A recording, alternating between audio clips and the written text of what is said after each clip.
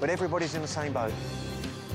The Endeavour was a North Sea collier, exactly the sort of ship that young James Cook learned to sail in. It was extensively refitted for the voyage, expected to take 3 years. Below deck, it held large quantities of supplies and scientific equipment. Cook's Endeavour was a square rigger just like this, but a lot smaller, only about 2/3 the size. She was round-bottomed, great in rough seas. She was beamy, but she rolled like a pig. On board were 85 men, officers, scientists, seamen and marines, and also an entire barnyard. There were chickens, ducks, pigs, sheep, a goat, 2 dogs, a ship's cat, and a shipload of rats. You can imagine the smell.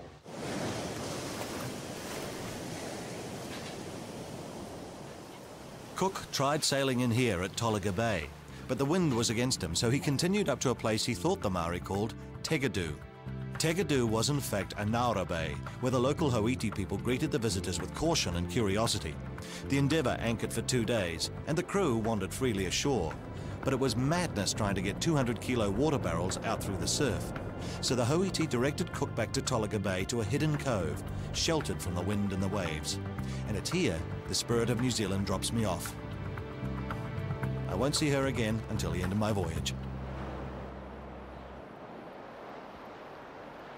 The cove's beautiful coastline has barely changed since Cook's day, although the native bush has long gone. It was in this bush that Cook and his scientists found plants and trees completely unknown where they came from, guaranteeing this quiet cove an important place in botanical history. For Sydney Parkinson, the Endeavour's young artist, the cove was a revelation. Sydney Parkinson was moved to describe this cove and countryside as agreeable beyond description. And it was in these peaceful, idyllic surroundings that Cook and his crew finally had a chance to take stock of their situation.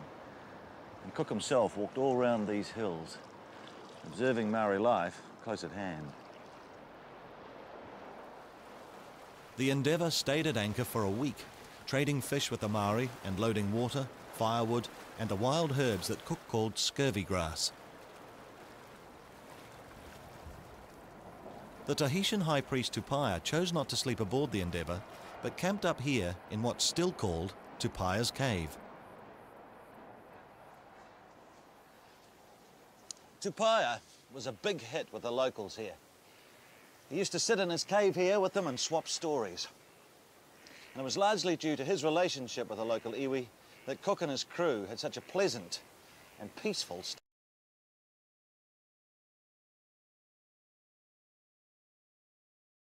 Cook and his crew had such a pleasant and peaceful stay here.